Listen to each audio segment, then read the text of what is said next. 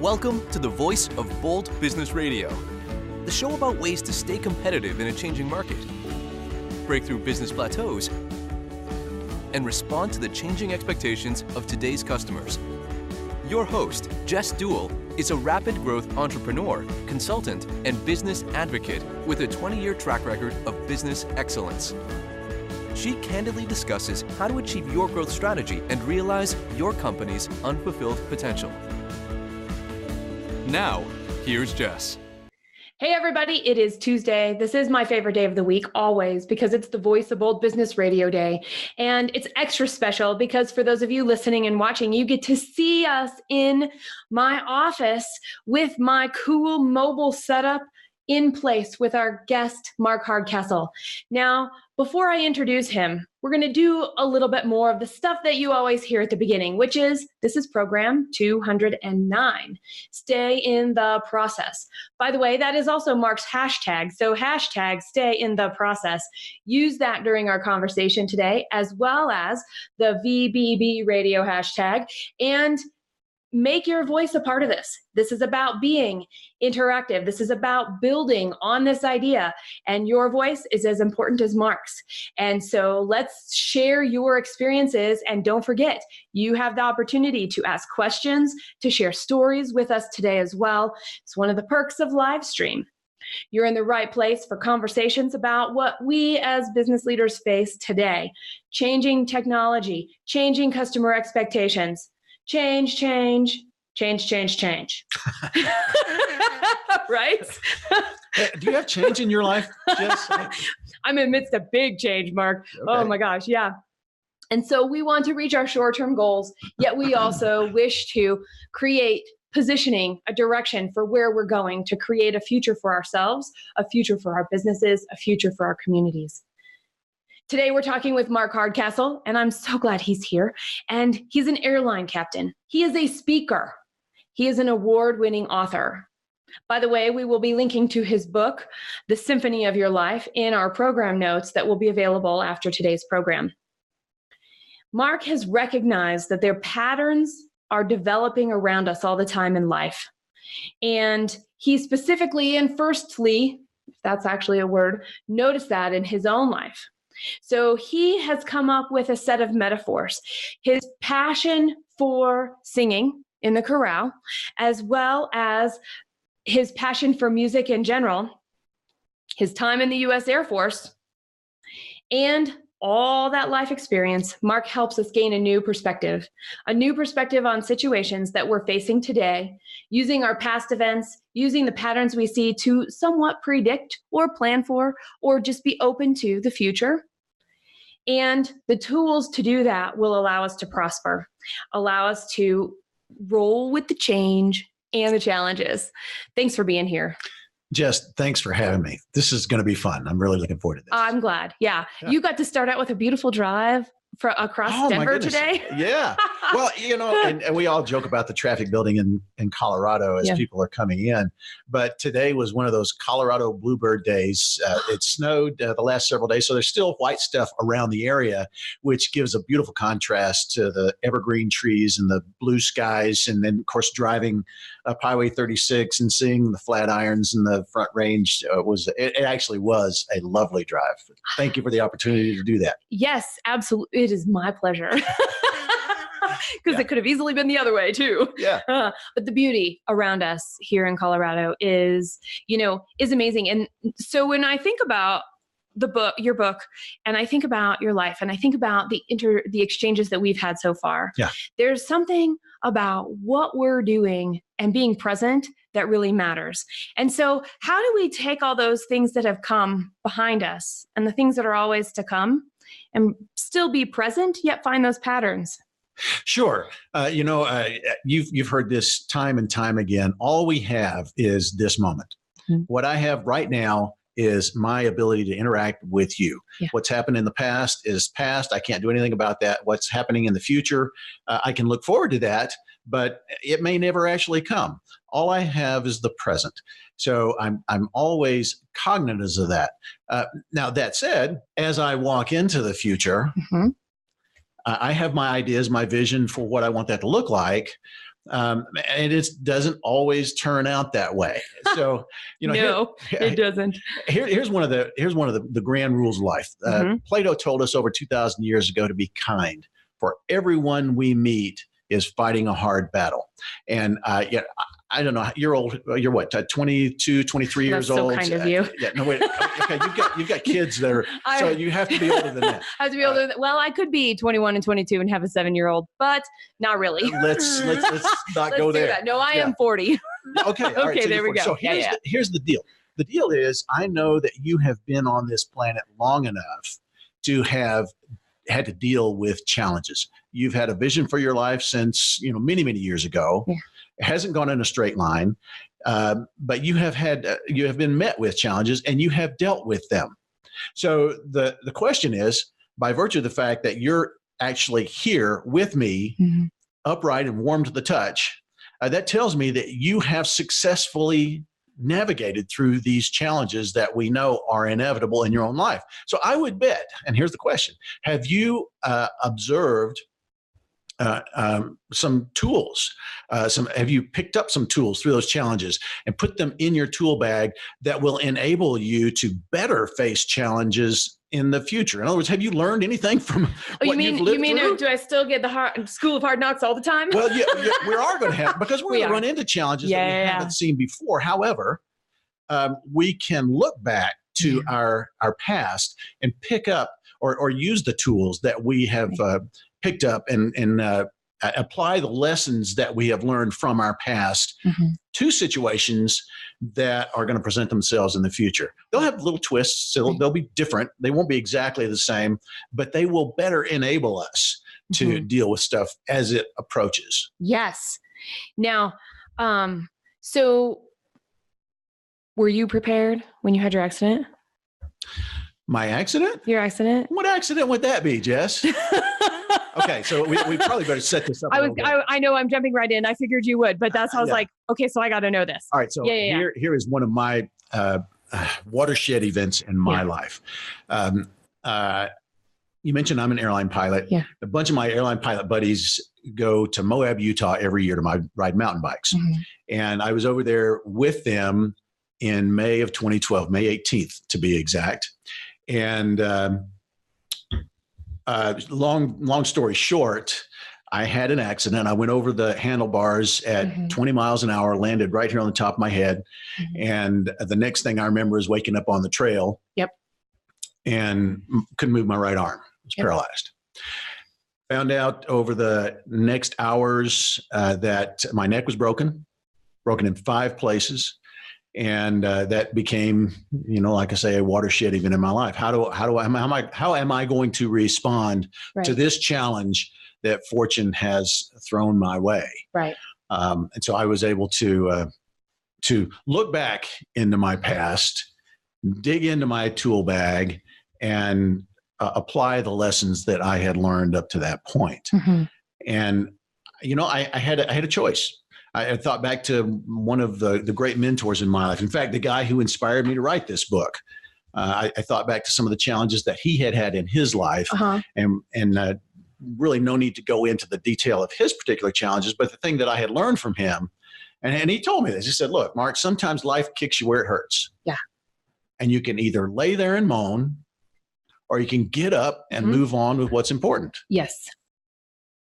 Simple. Not necessarily easy. Ooh, I love that you said that. Of course it's simple. It is also hard. Yeah. So there I was, with a broken neck, and I had the opportunity to choose. Am I going to lay here and moan, or am I going to stay in the process and get up and move on? So eventually, I chose to do what I could, what I had power to do. Which was one step at a time. And over time, my neck healed back up, and I got back out there. And 18 months later, here it was. There's the book. So beautiful. So that's my watershed event. And we can talk about all the what was one of the tools from that. What was one of the tools that you relied on when you were in that point? You were faced with that choice, the easy yet difficult choice that you made. Well, I've kind of already alluded to it. You alluded to it at the beginning of the broadcast. I had to choose daily whether I was going to stay in the process. Mm-hmm. And it just was, I, as an airline pilot, I have the great privilege of traveling all over the world. And right. I remember being in Honolulu. I had to have a layover in Honolulu, and somebody's got to do it, I suppose. Yeah. But Honolulu's got some great things to see, and there are two mountains in Honolulu that are popular. One's popular with the tourists. One's more popular with the locals. The one that's popular with tourists is Diamond Head, and if you've ever seen a travel poster of Honolulu, there you are on Waikiki Beach, and in the background is always this volcano. It's Diamond Head. The mountain. The other one is Cocoa Head. Well, one day I was climbing Diamond Head, and as I was going up the trail, all of a sudden the trail got really congested. People were stopping, and I thought, okay, there's somebody who's blocking the trail. Sure enough, I got up a little bit higher, and there was a man there on an overlook with elbow crutches. And he had polio when he was a kid. So here's this guy who had polio, lived in Seattle, was taking a trip of a lifetime to Honolulu, had heard about this climb on Diamond Head, and here he was, making the climb up Diamond Head. Yeah. And ultimately, he made it all the way up there. Now, right beyond this platform where he was were a set of 75 stairs, in through a tunnel, and then up another 100 stairs to the military outlook. Yes. And then on up around to the top of Diamond Head itself. Went all the way up there.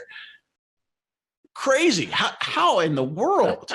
But he had chosen to take one step at a time and made it all. Now, over on the other side was Cocoa Head. Okay. And this is another similar military kind of thing. There, back in World War II, there was a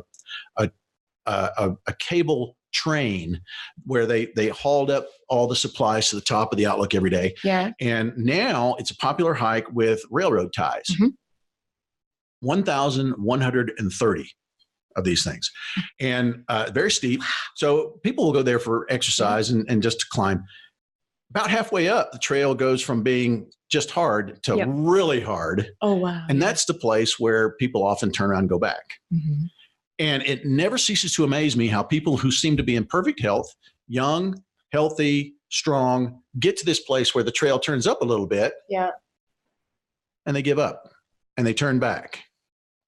And I can't help but contrast that, how this guy who had physical infirmity was determined to go one step at a time, and he made it all the way up to where he wanted to be. Yeah. And there are these other people on this other hike who are young, healthy, and strong, who are somehow overwhelmed by the enormity of all they can see is the peak way up there, with this really steep climb. And they get overwhelmed with that, not realizing that you don't have to go all the way to the top to make it all the way to the top. All you have to do is one railroad tie. Yep. And then just one more. Yeah. And then just one more. So there I was, I had to wear the cervical collar for 90 days. And every day represented, one railroad tie. Right. All I got to do today is just be me and heal for one day. I just worry about one day. And then the next day, all I got to do is get through today. And next thing I know, 90 days have gone by, and I get rid of this collar and I go back to work. So, again, that was the tool, I suppose, that I leaned on harder than any other during that period of growth for myself. Isn't that interesting? Because determination is such an important part of life, and none of us really look at it that way. So hearing your story is a nice way to be reminded, hey, we are taking one more step every day. We wake up and we have a goal, or we don't have a goal. And so first of all, I guess would be get a goal of the day. If we're part of the knot, and maybe the goal maybe it doesn't have to be a big goal. It could be, when you said, I was going to wake up today and heal, right? To be me and heal. People forget that those are the important things too. And so I really wanted to honor that, because my big story that is in a similar vein to yours was all about surrender. Could I surrender? Could I stop? would I make the choice to stop? And I fought it and I fought it and I fought it and I lost. Oh my. So I did. And so then I was like, okay, I fought surrendering. And as soon as I did, as soon as I surrendered, there was a different light. There was a different meaning, a different path illuminated. So now same thing. So today I will rest. Today I will ask for help. Today I will. And so we have. Can we do that? Is it okay to ask for help? I have no idea. Okay to rest a little bit? I mean, are we in fact human? Yeah, we are human. And here's the thing. I tell you what, it has been a long enough time that it's over 10 years now. And still, I will tell you what, I'm at the place where I'm like, do I really have to ask for help?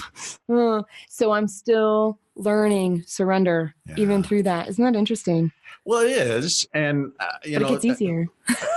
Well, it's not universal, but people like yourself who have had great success in life are drivers. They're type A personalities, and it's hard for people like us to ask for help and recognize our humanity. But the fact is that we can learn things every single day. Yes. And one of the reasons I was so excited about coming here and being here in the room with you was it's an opportunity for me to learn. Yeah. Being in your presence, having this conversation, a great conversation with a successful business person, I get to learn today. I'm going to turn 60 next month. And and that's one of the realities. It took me longer than most to figure out was it's okay to look for opportunities to learn from others. Yes. Yes. And I so enjoy that now. I didn't used to enjoy that when I was younger. I wanted to do it all on my own. I mean, I was a military officer. I was a combat pilot. I had to be the guy. What did you fly? In combat, it was the RC-135. You've never heard of it. It's a rather obscure platform, but it was based on the Boeing 707 airliner. Yeah. Okay. 4-engine jet, and rather than having passenger seats in the back of the airplane, it was filled with electronic gear. Cool. So there we were in the Persian Gulf War, up there using our electronics to support the war effort. Boy, I could tell you stories. We don't have time today. Right. Maybe we'll have coffee another time and I'll tell you stories. I would love to hear about that. But there I was aircraft commander with a crew of 34 that I had to lead. Yeah. But how do you control that?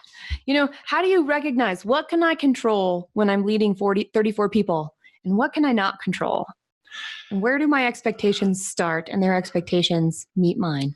The way I learned to be effective was to recognize that every person on my crew was there for a reason. There was no way that, for instance, I had 2 navigators. Yeah. I could not do the work that they do, but that work needed to be done.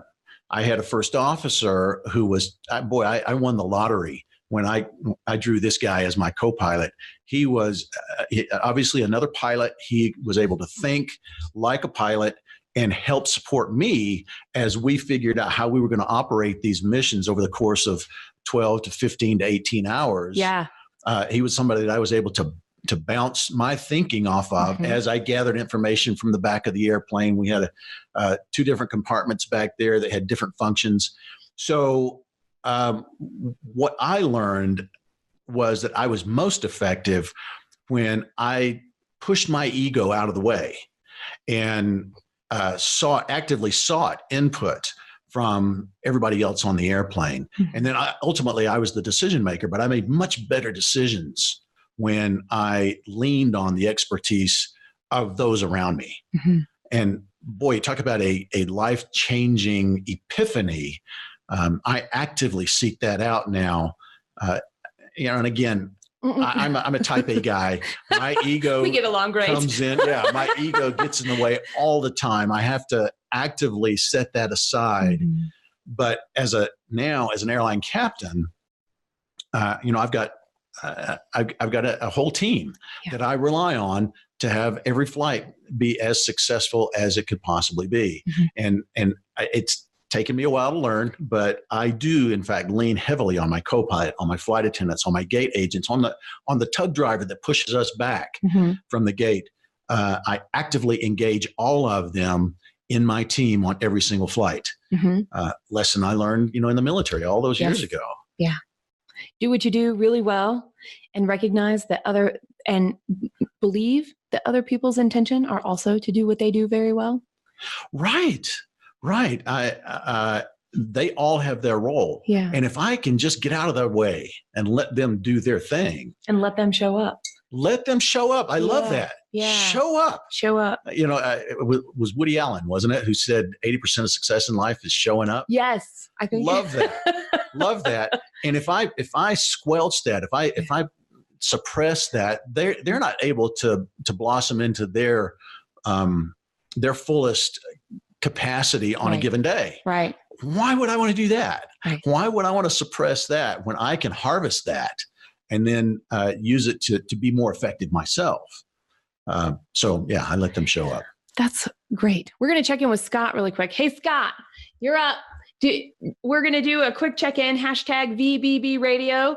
And we want to know, do we have anything from the audience yet? Since I can't see up there, I know that you guys are going to have to help us out.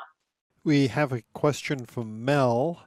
Mel asks or says, you say processes need to be simple, but that doesn't mean they're necessarily easy. In other words, why is it so difficult to move from the theory to the practice when it comes to mindset? Oh, do you want to take that? Why is it so difficult to move from the theory to the practice when it comes to mindset? And from how do we differentiate between simple and easy? Ooh, I like where your brain went. Well, that was their question. I know. But then you pulled that out. So why did you open this up to your audience? Why are they giving us such challenging questions? Thanks, Mel. Yeah. Good stuff. So we got two questions there: simple versus easy, and from theory to theory to reality? Yeah. Okay. Or theory to practice. Theory to practice. Yeah.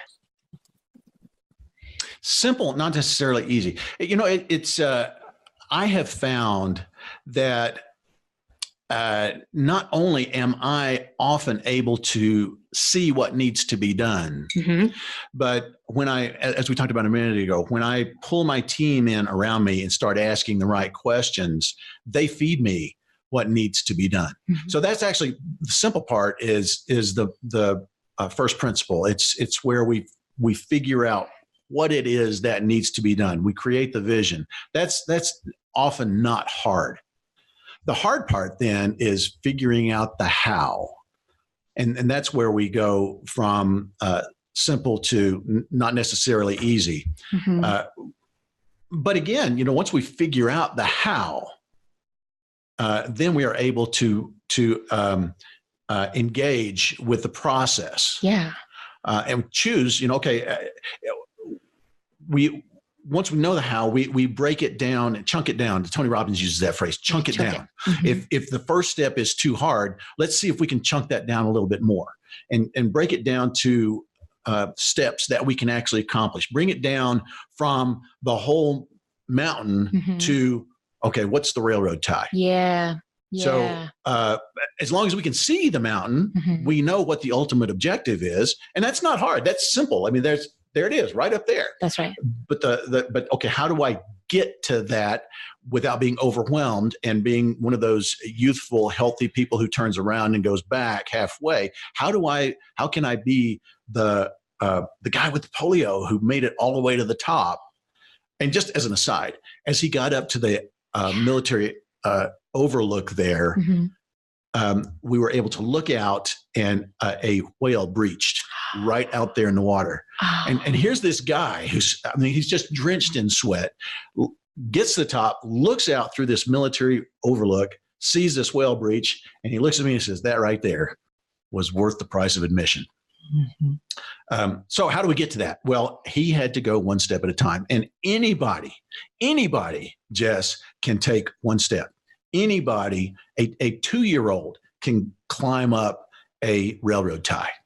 So the going from simple to not necessarily easy, yeah, it may be hard to get all the way to the top, but we chunk it down and figure out, okay, what's the railroad tie? If we can't figure out if that's still too big, well, let's chunk it down even further until we can get down to the railroad tie.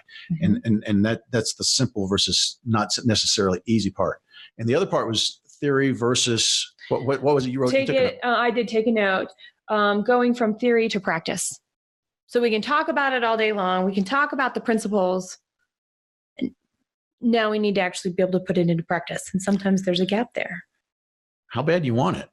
Ooh. What'd you say? How bad do you want it? Yeah.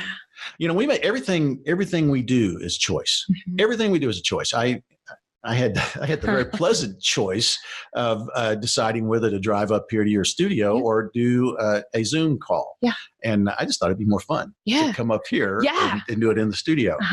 That was a simple choice. It was, but again, the theory is what we think we want to do. I thought I wanted to be an author.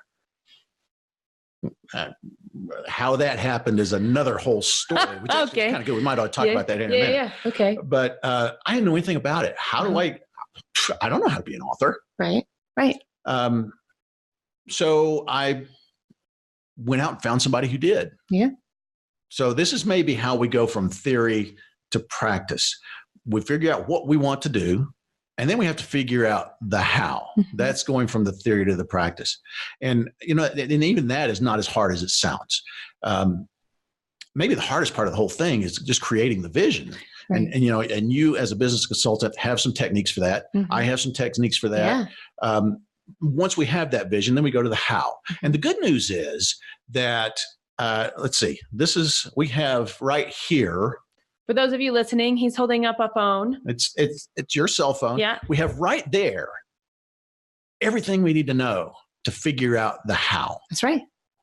We have all of the knowledge in the world, all the knowledge in the universe to figure out the how. If we just figure out how to mine it right there. So we go from the what it is to the how, from the vision to the how. And then the third part is simply begin. We just climb that first railroad tie. Yes. So we got 3 simple steps here to action. Go from theory, to go from theory to practice. Yeah. Figure out what it is you want to do, determine the how, and then begin. And each one of those steps has its own challenges. And, you know, the begin part that's when we really have to confront the fear. And we all have fear of looking silly, fear of failure, fear of success in some cases. But we have to confront that fear, or we just do not begin. We don't take that step. And boy, every one of these, I have stories about all of that. And I'll just finish this with, again, the hashtag. Once you've got these 3 steps in place, you begin. And then you cannot succeed unless you determine to stay in the process until you achieve what you want to achieve. And, you know, every philosopher has a metaphor for that. Ross Perot, the football field. You know, so many people stop the drive on the 1-yard line. I mean, they've made it all the way up the field, but for whatever reason, they don't cross the finish line. The famous metaphor from, what was the book? I'll think of it in a second. You know, one of those kind of things. It's a famous book. You'll recognize it in a minute. But there's a 3 feet from gold kind of story. Yes, I don't know the name of the book right now either, but that I'm familiar with the story. So the idea is the miner buys the claim, tunnels and never gets to the gold vein. Gives up, sells the claim, and the next person comes in and chops out 3 feet of stone and hits the mother lode. If he had just kept going that last 3 feet, he would have accomplished, but he gave up just too soon. Do you know what I know about that story? I just learned it. It was referenced to me in the last week, and they said that actually happened in Colorado during the gold rush. That was a Colorado story. I bet it happened 100 times in Colorado. I know, right? Before they even got farther west. So it's on that. The book's going to come up. It's just going to be on a totally different topic, and I'm going to turn. Here's the book. We'll bring it back. Yeah. Yes. So can I just tell you my personal story about that? I do want to tell you, we have to take a break. Sure. And then we're going to start right in there. All right. Use hashtag VBB radio. Use hashtag stay in the process. This is program 209, Stay in the Process, with our special guest, Mark Hardcastle. We'll be right back. You're listening to the voice of Bold Business Radio. In every program, we share stories, tips, and concepts that benefit short-term goals and increase confidence in long-term positioning. Stay current and receive programs to continue sparking ideas about growth strategy by subscribing to the program at voiceofboldbusiness.com. Now, back to Jess. All right, everybody. Did you hear that? Did you hear what we were talking about in the first half of this program? In fact, we ran a little long past the first half, but that's okay because it's action-packed.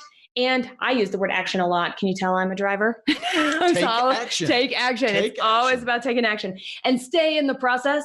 That's also an action. We've been hearing some amazing stories from Mark Hardcastle as he has been setting us up to recognize the patterns in our own life to help us achieve our own visions. And in fact, right before we went to the break, he said, "Can I tell you about how I did that with my vision?"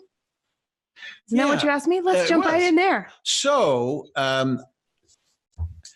you didn't mention, but I went on my way to becoming an Air Force pilot. Yes. I had the great good fortune of attending the Air Force Academy. Mm-hmm. Now, the process of getting into the academy is you have to apply through a congressman or a senator, and then they have to approve you, and then you have to actually apply to the university itself. So I applied to my congressman to get his nomination to go to the Air Force Academy. And they wrote back and said, well, we need some more information. Mm-hmm. And I took that letter and it sat on my desk. Now, I'm a 17-year-old kid, mm-hmm. right? So there's the context. I'm a 17-year-old kid. I looked at that and I set the letter on my desk. Now, I'm going to back up a little bit. I decided I wanted to go to the Air Force Academy when I was in the 7th grade. Uh-huh. From the 7th grade to the 11th grade, I did everything I could to prepare for that moment, to apply mm-hmm. to the Air Force Academy when I became eligible. Mm-hmm. I'd get up early in the morning. I'd go for runs. I did physical training. I took the right classes in junior high school and high school to get my transcript up so that I would be acceptable to the academy. All this preparation. Then the moment came. Okay, it's time to do this. So I applied to Representative Flint, Jack Flint. His office wrote back, said, we need this information. Took that letter and it sat on my desk. You achieved your first goal. Well, which was apply. But that was just to get the nomination. Yeah. The next part was where it was about to get real. Yeah. Because if I filled out that form and he nominated me to the academy, then it became very possible that the academy would accept me and I would be on my way to the Air Force Academy. Mm-hmm. But the letter sat there on my desk. I didn't fill it out. Weeks later, my dad came storming into my bedroom. I just heard from Jack Flint's office. Where's the letter? I said, well, it's right here. He said, dude, you got to fill that thing out. Okay, so I filled it out and went on. But the question was, why didn't I do that after 4 years of preparation and looking forward to that moment? Why did it sit there? Well, what I recognized years later was that if I didn't fill it out, subconsciously, I was thinking, well, I could tell everybody that I tried, but I didn't get in. So I didn't have to face the possibility of failing to get into the Air Force Academy. I didn't have to face that failure of being rejected by either Congressman Flint or the academy. I was afraid of rejection at that point. Mm-hmm. And as a 17-year-old kid, you don't know how to deal with it. I didn't even know consciously that's what was going on. Yeah. But I had this block. I did not begin the process because I didn't want to face the possibility of rejection. Mm-hmm. Now, ultimately, and here's another lesson. I did start the process. My dad kicked me in the butt and we started the process. And lo and behold, I wasn't rejected. Right. Well, okay, I would have never had that success mm-hmm. had I not entered the process, had I not begun. Had you not faced the fear. faced the fear, gotten past the fear of rejection. Yeah.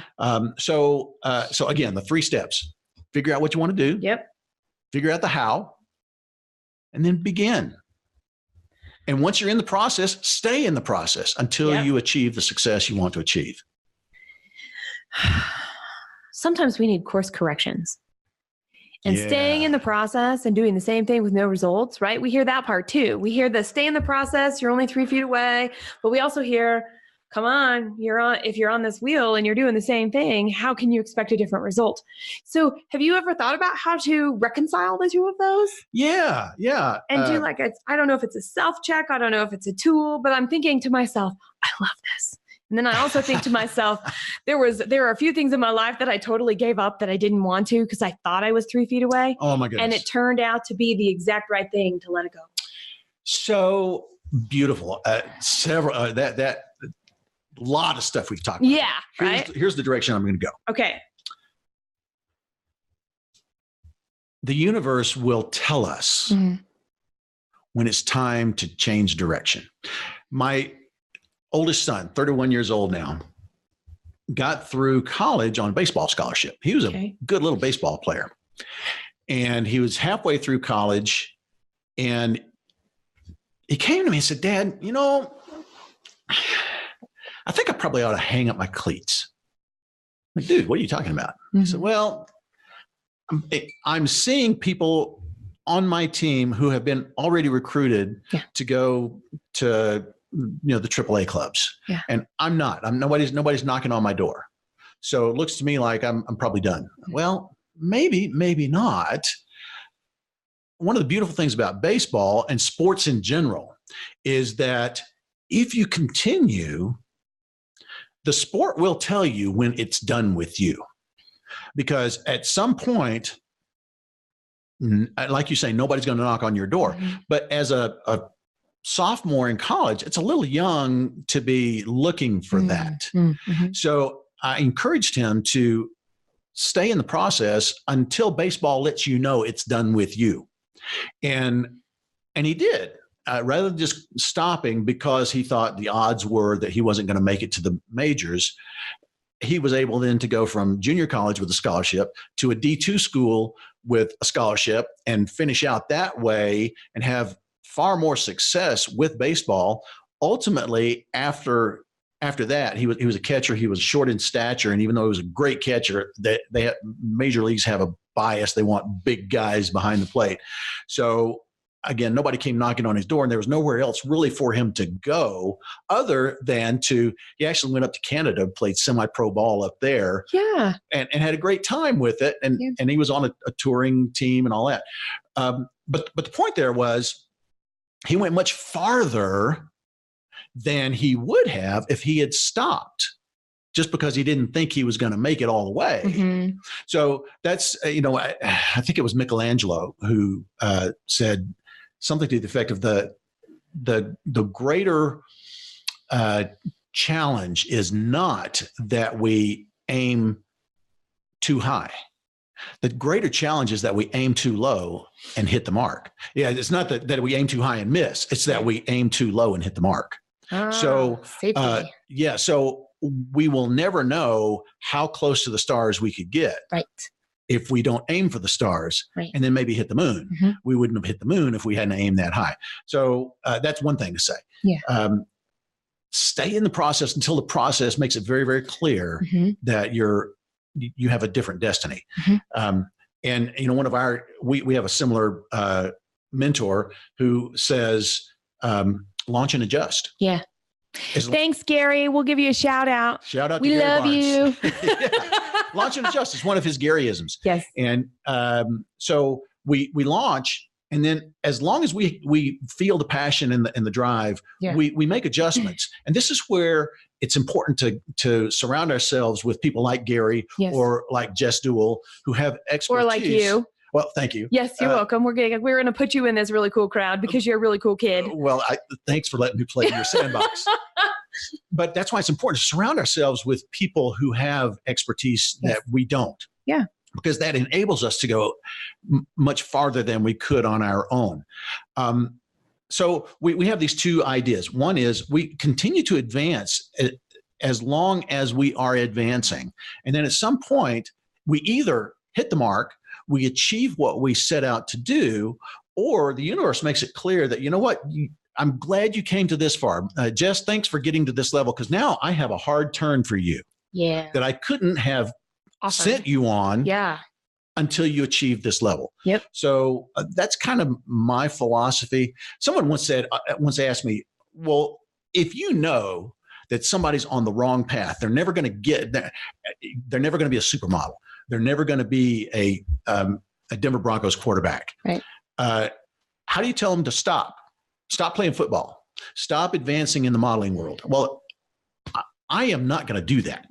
I'm going to support that dream as long as I can, and as long as that's their dream, so that they can achieve as much as they could possibly achieve. They get to decide when the universe is saying, okay, you know what, we're done playing football now, or whatever. So that's kind of my thinking along the lines of what you asked about. Okay. So now I'm going to totally take a left turn, because this thing just popped into my head, right, wrong, or otherwise. It may be politically incorrect. So Love it. Just setting it up. Okay. I'm thinking about the side hustle.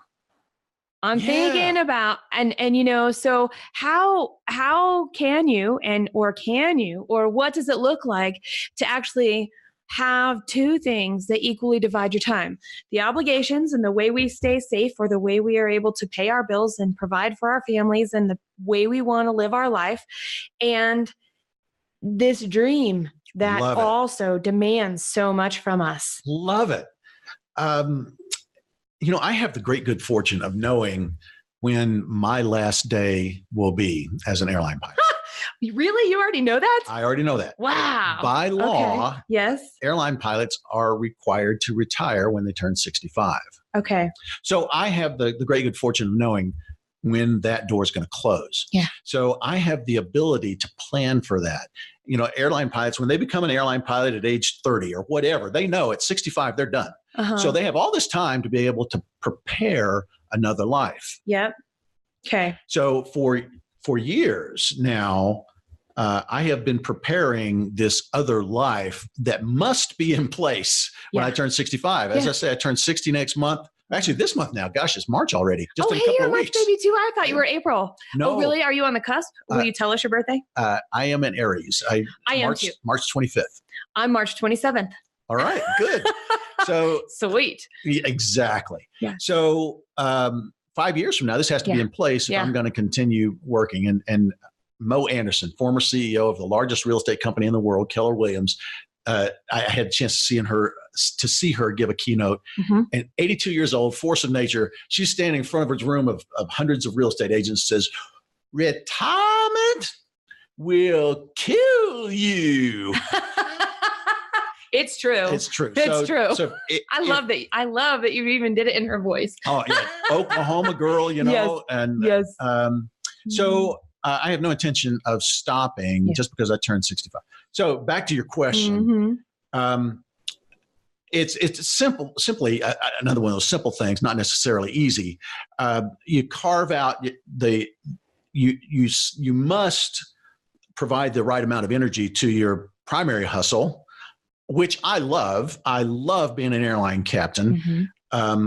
But there are hours in every day and days in every week when I'm not working in that primary hustle that I have the ability to organize my days such that I take a little step, just a little step every day toward the ultimate goal that I have, the ultimate vision that I have for my author speaker business. Yes. And it's been building since 2007 when I was first inspired to write this book. Yes. And as an airline pilot, it was full time.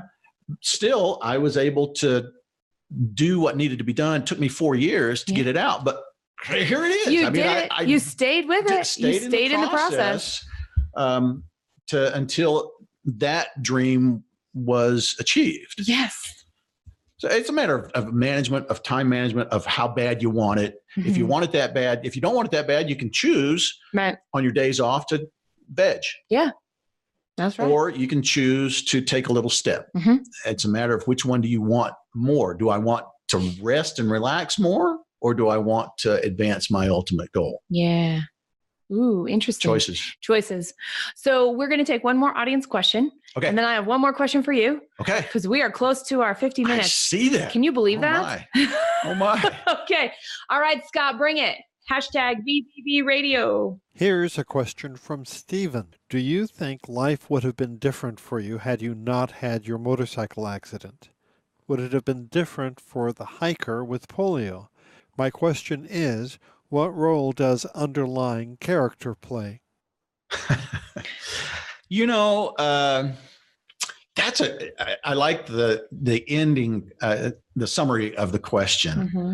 Mm-hmm. I was going to kind of dodge a little bit and say, I can't know what would have been otherwise. But then you brought in the character part. Okay, so now I'm going to have to deal with that. Right. My guess, and I have to admit, this is mere speculation, but I think the guy who had the polio, my impression was he's the kind of guy that figures out what he wants to do, and then he just does it, even though it's hard. I mean, he recognizes, and maybe this is the point, he recognizes the constraints that he simply must deal with. He has no choice but to deal with the fact that his lower body does not function properly.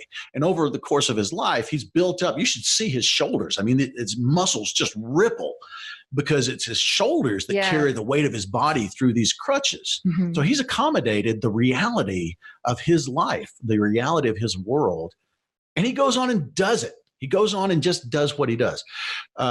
With me, I wouldn't have, I shouldn't say that because I had already started writing the book before my bike crash. Yeah. So I probably would have come up with the book. The real difference in perspective for me is that I was slapped with the reality that, as the old Western movies would say, Curly, ain't none of us getting out of this alive. We are all finite beings. We are all mortal, and every day is a gift. And so that reality was reinforced for me. So what that did for me is it created a sense of urgency to do some things that I want to do before my time on this planet is up. Mm-hmm. Will I get them all done? I don't know. How much of that would I have gotten done without my bike crash? Mm-hmm. I don't know. I didn't really have at that point. That was many years ago now. I didn't have the same vision. So maybe that was the difference, is that the bike crash gave me a different vision. Maybe the polio gave this guy a different vision. The personality type is such that whatever we decided to accomplish, I think we probably would have done, maybe with a different sense of urgency. Mm-hmm. Yeah. All right. What makes it bold?